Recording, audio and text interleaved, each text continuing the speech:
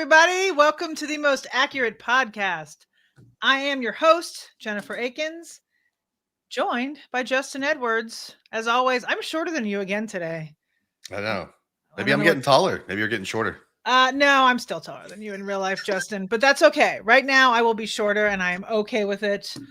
Week 10, here we are. We have reached double digit in the fantasy season. We are over halfway done with the regular fantasy season. Really, we're over halfway done with both. Even the regular football season, we are over halfway done.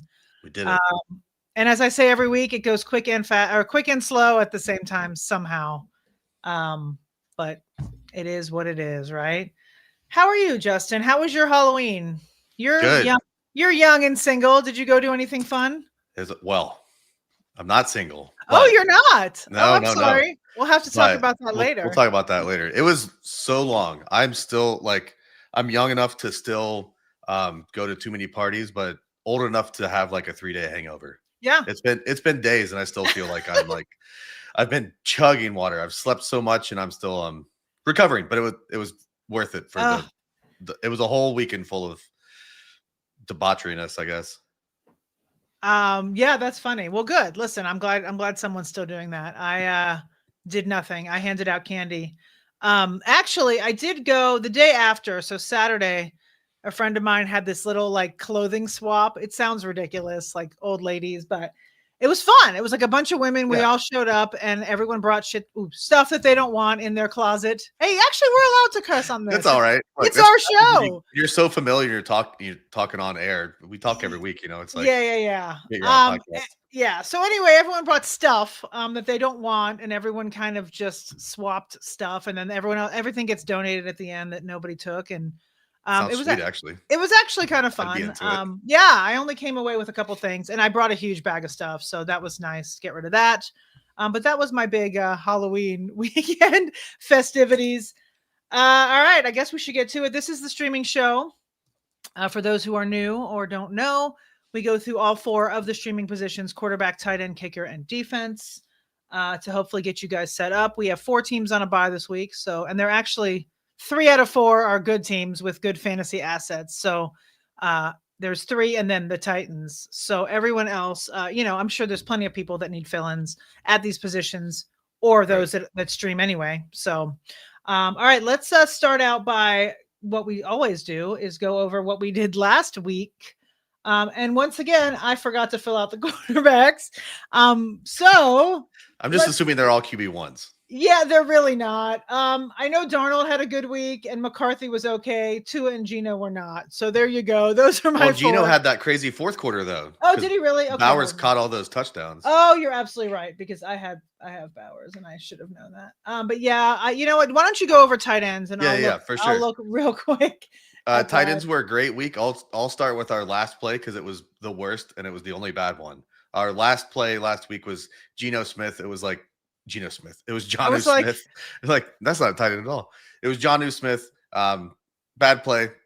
I'll admit it. Also, Pat Freiermuth caught the touchdown for the tight end room, and Washington was a big part of the game plan. Anyways, Jonnu Smith was the tight end 34, but all of our good plays were very good. Colston Loveland was the tight end 2 at 26.8 points. He was only the tight end 2 because Brock Bowers caught 3 touchdowns. Right. Otherwise, he would have been the tight end 1. Theo Johnson, the tight end 11 with 10.2 points. Jawan Johnson, the tight end 8 with 10.6 points. And even Noah Fant was the tight end 14 with 9.8 points. 4 of the 5 plays scored a touchdown, which is always nice, which means that 4 of the 5 plays were top 15 plays. So great week out of tight ends outside of Jonnu Smith. That is good. Okay, so I'm glad that you made me look, because I actually had a very good week. Other than Tua, who was quarterback 26, we have Darnold was QB6, Geno was QB8, and McCarthy was QB14. So so 3 top 14s and then Tua. But Tua was I don't want to play him, but he had a really good matchup. That was kind of the only reason I threw him in there. And then kickers, I did fill out kickers. So I did. Kickers was okay. It was not a great week. And going into it, I wasn't that excited about the week. So I'm not I'm not upset about how it kind of turned out. Cairo Santos was our top kicker. He was tied for kicker 5 on the week.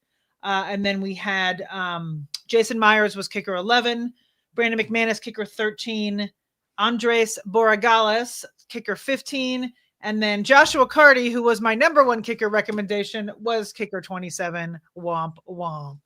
Bad party, Carty. Bad party for Carty. And then how did defense do for you? Defense is okay. 2 stinkers and 2 great plays. Our top play was the Ram versus the Ram. The Rams, there was more than one player on the field. The Rams versus the Saints, they were the defense 7 with 9 points. And then our 2 stinkers, the Jaguars at the Raiders, they were the defense 20, only 3 points. The 49ers were the defense 21 against Jackson Dart. Most of his stuff coming in the fourth quarter, but it all counts. 49ers only scored 2 points. And then the Ravens at the Dolphins, the Ravens were the defense 3 with 15 points. So 2 stinkers, and then the defense 3 and defense 7. So could have been worse. Yeah, not bad. Unfortunately, I was one who started the Jaguars in a league. I think maybe even in 2 leagues. I mean, it seemed like a good play. Yeah, it did. Until that fourth quarter, I think at least 3 of Geno's touchdowns were in the fourth quarter. But yeah, it was rough because I had Houston that I decided to stream instead of play them, and Houston was a better play. They scored more points. So, you live and learn, right? That's right. the whole point of this whole thing. All right, so there's our wrap up from week 9. Let's get to the weird sport of the week. Found another one, as always. We're it's slim pickings, but here we are. So so we have this week we have the Donkey Derby. Now the Donkey Derby takes place in my home state here of Colorado. It's in a little town. I was gonna say it's pretty close, isn't it? Yeah, it's in a little town called Cripple Creek. Which seems so cliche, but it is. It's an old mining town from the Gold Rush days, Cripple Creek. I guess a lot of people fell into the creek. Yes, I guess so. It was, or maybe I don't know. Yeah, sure. All right, so this is the deal. So there is a donkey. There's a whole festival, but part of the festival is this Donkey Derby. It's basically a race, people with donkeys. Before you get all upset, they don't ride the donkeys. We are standing next to the donkeys and racing with them. I think the key issue is trying to get them to go because, donkeys are donkeys, right? That's their whole. I don't think they run too often. And that's their whole deal, right? They're stubborn. Like stubborn as a mule. Well, it's a mule, but same deal, right? Yeah, They're same thing. Similar-ish animals. So you can't really, they want to stop. They want to smell something. They want to eat. They're not going to run with you.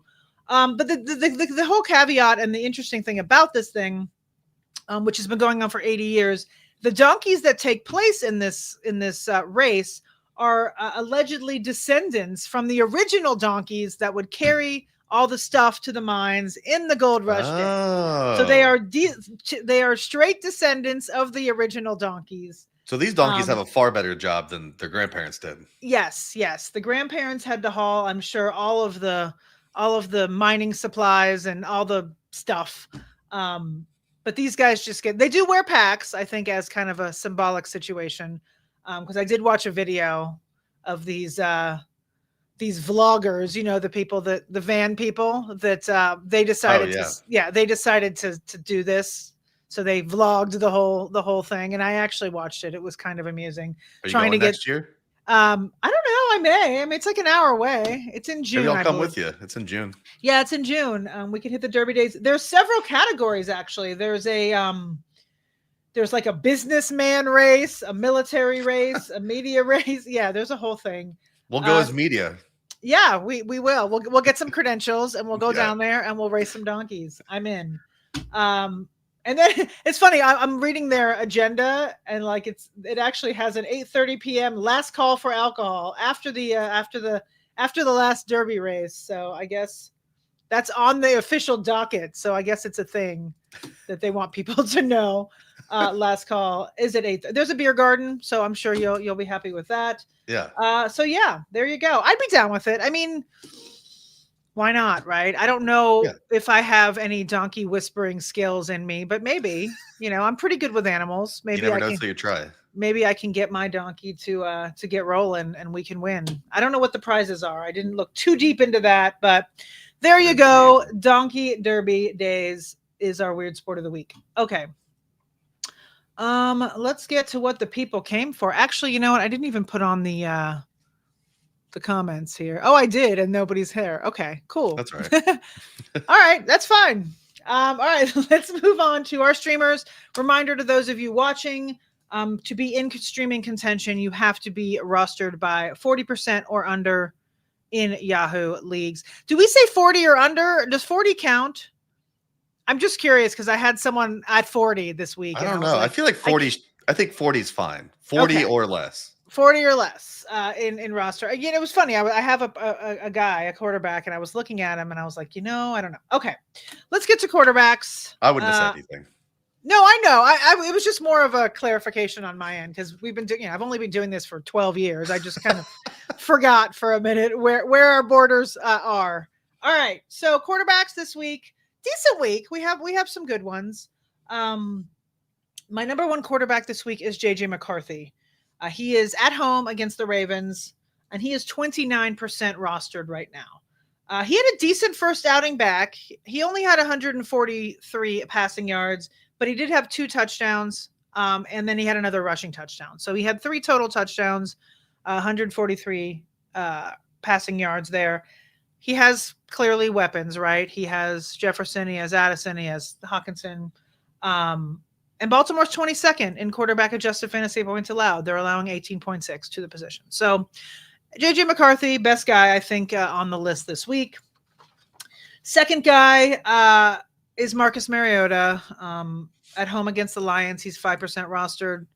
Obviously, the Jaden Daniels injury kind of sucks. It just sucks for really everyone, regardless of if you have him on your teams or not. Right. Just sucks for fans of football. Sucks for the NFL. Sucks for fantasy. It just sucks. At the moment, looks like he's going to go on IR. Not officially declared out for the season yet, I don't think, unless it happened in the last 20 minutes or so.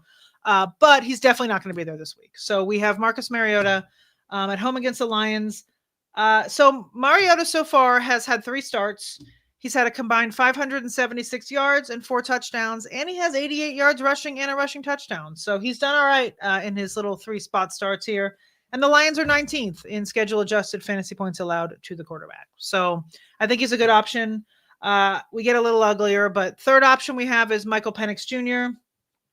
On the road against the Colts, he is 19% rostered. He's coming off a career high 3 touchdown passes, which is good. I know it's a short career, but it's something. And all 3 of them were to Drake London, which he had a day. Drake London had a wild day. All of his catches were crazy too. Yeah, he had a day. And actually almost all of his completions, 17 of 22 completions for Penix went to either London or Bijan Robinson. He understood the assignment. Yeah, he did. And I don't think he's going to change that anytime soon. So, and the Colts are 21st in adjusted fantasy points allowed to quarterbacks, allowing 18.4 per week. So good matchup, good situation. You have those 3. There's a 4th, and that's the one I was talking about before, is Aaron Rodgers. He's 40% rostered. Horrible matchup against the Chargers. So whatever. He's Aaron Rodgers. He's there if you need him. He's 40% rostered. Don't love the matchup. The Chargers are 5th against the quarterback. They're only allowing 13.9. But, if you don't want to go with McCarthy, Mariota, or Penix, there you go. You have Rodgers as the 4th and final. Don't love it option, but he's there. Yeah. If you really want to dig deep, he's there for you. He's there. Some people don't, the recency bias. Some people just like a name. And if you want Aaron Rodgers instead of the other 3, go for it. But I prefer McCarthy, Mariota, and Penix as a 3rd. I couldn't even remember who I was talking about. All right. So who did I pick? All right. So there's quarterbacks.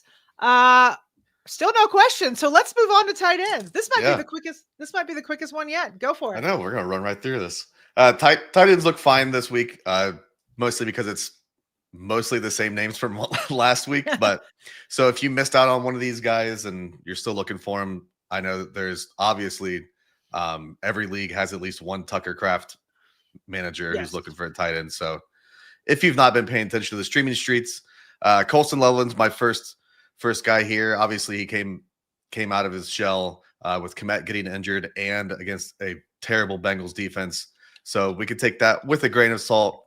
But he has had a big boost to his complimentary role over the 3 weeks prior to this breakout as well. He had a 60.4% route participation in the 3 weeks prior to Cole Kmet's 25% And he had a 15.6% first read rate to Cole Kmet's 5.1%.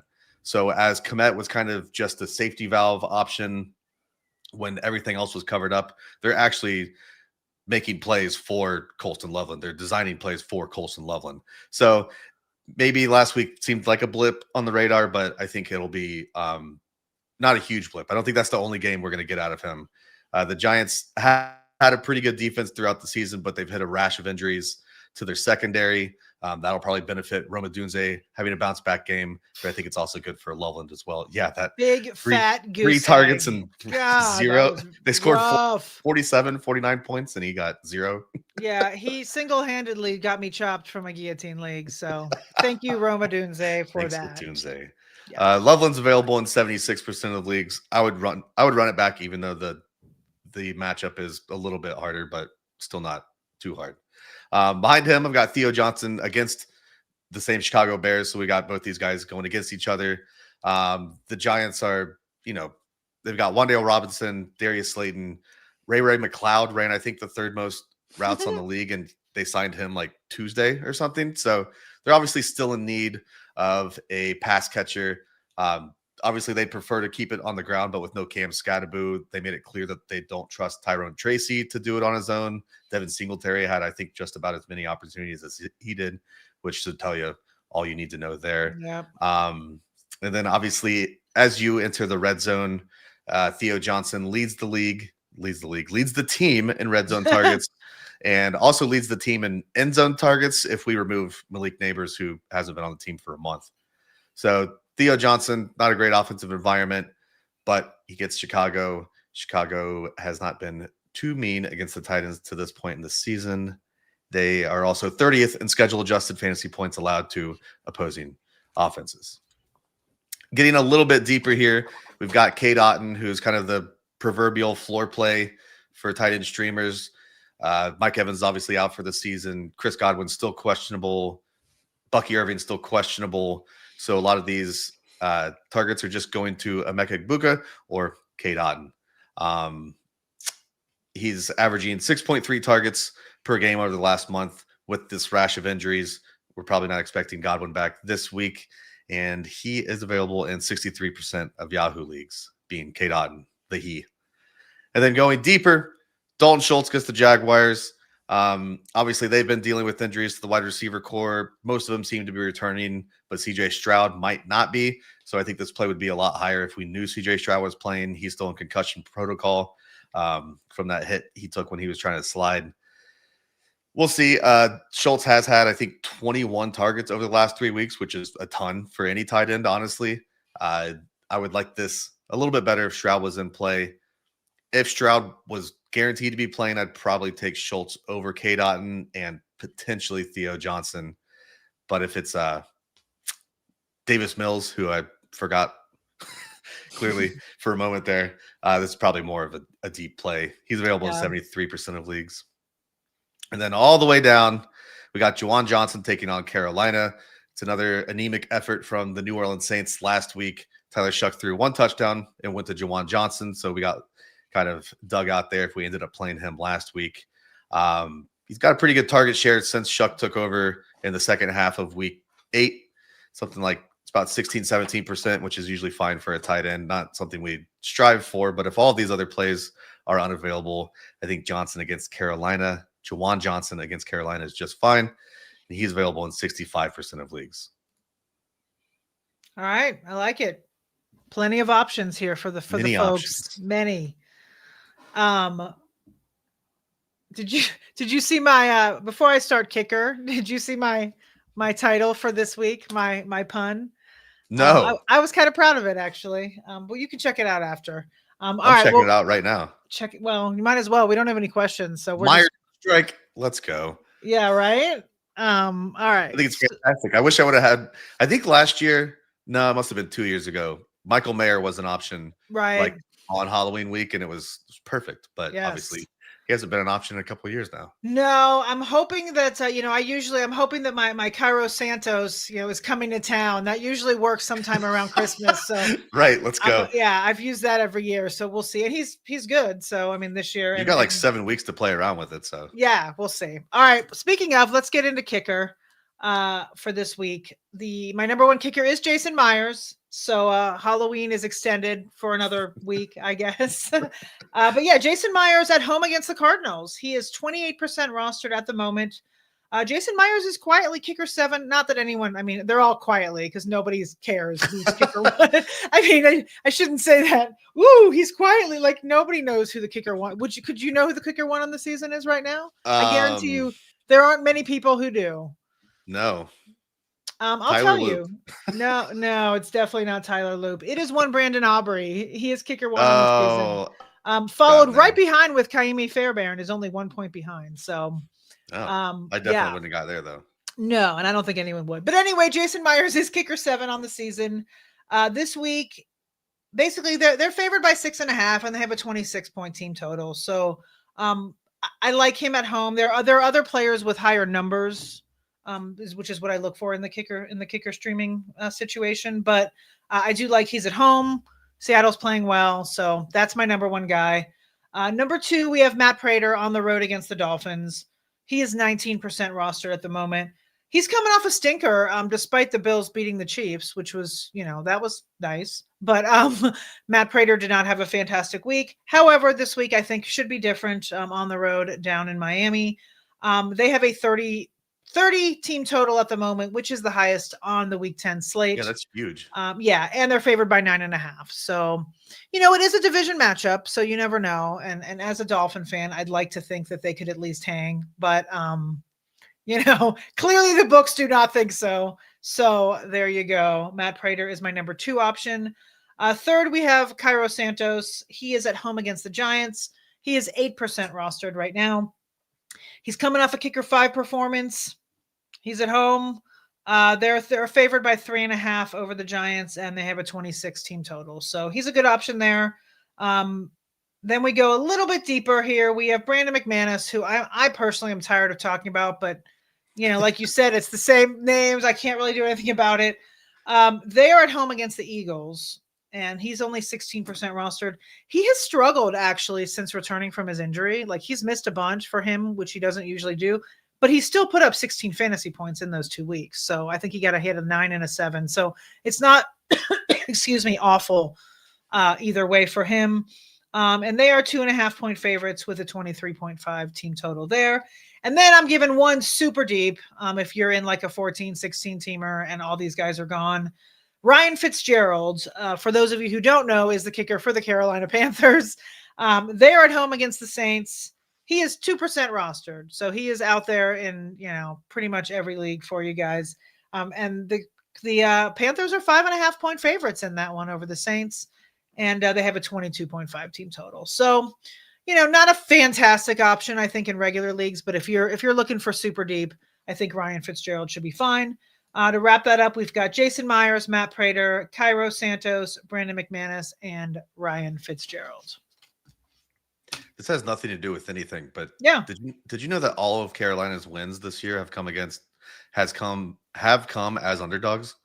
No. Well, I assume they're always underdogs. So I guess that does make sense. So that's all of their wins. Right. I did not know that. That's and I think because I'm so like red zone focused and fantasy focused, like I didn't even realize that they beat the Packers until today when I was doing my prep for this. Like, wait, and I saw that and I was like, they won? Yeah, I just didn't even somehow I missed that.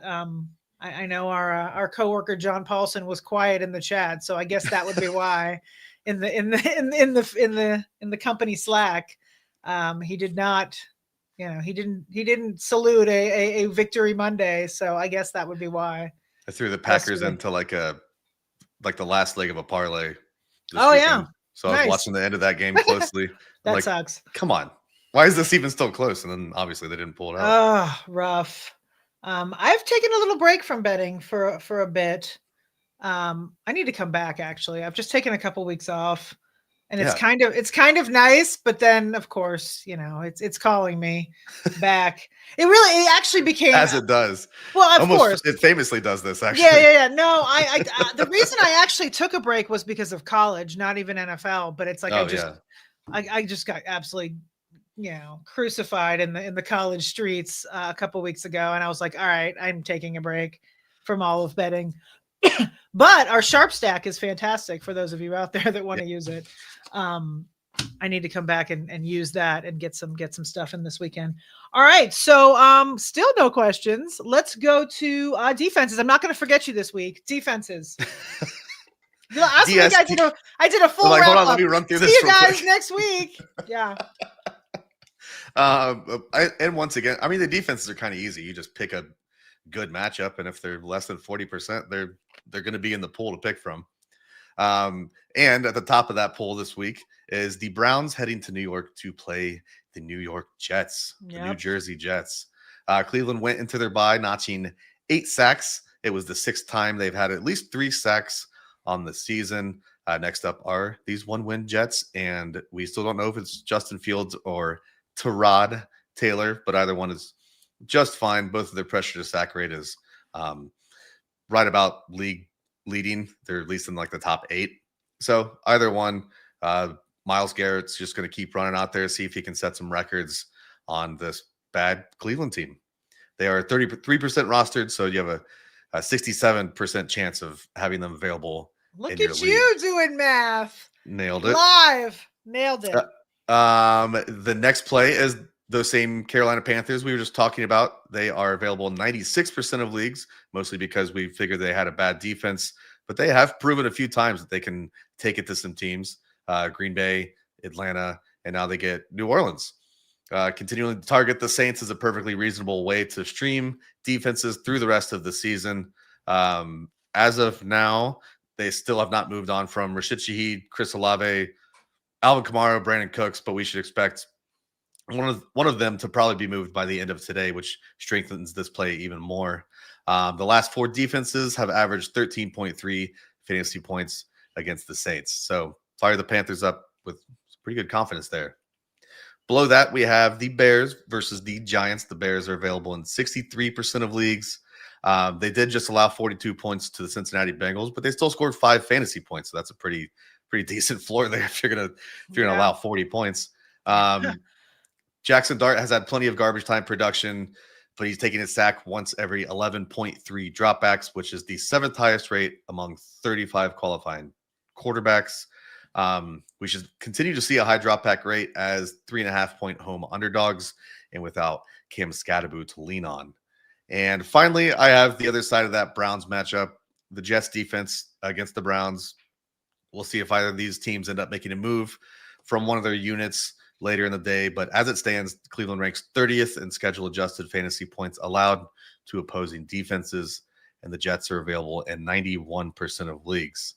So to wrap it all up, we've got the Browns 67% available, the Panthers 96% available, the Bears 63% available, and the Jets 91% available. So there's really no excuse to not be able to grab one of these teams.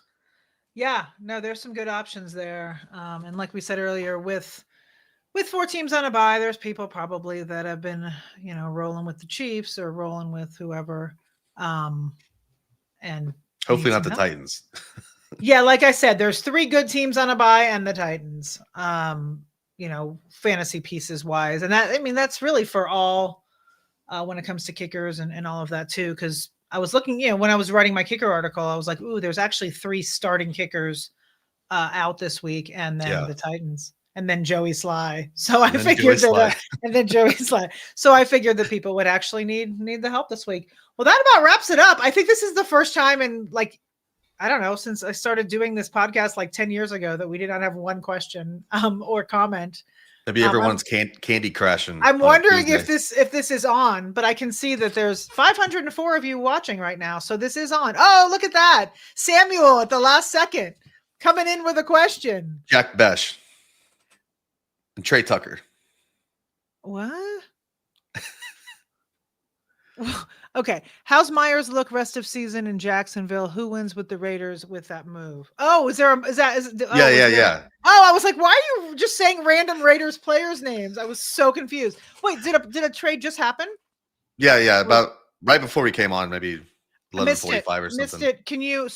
Yeah, Jakobi Meyers went to Jacksonville for. Interesting. I don't remember what trade comp. Maybe a fourth. I think it was a fourth rounder. So Jacoby's out. No players came back in return. Okay. So I think Jack Bech gets a boost from being like he's been a special teams guy. Is it finally Deontay Thornton time? No, because he was a healthy scratch last week.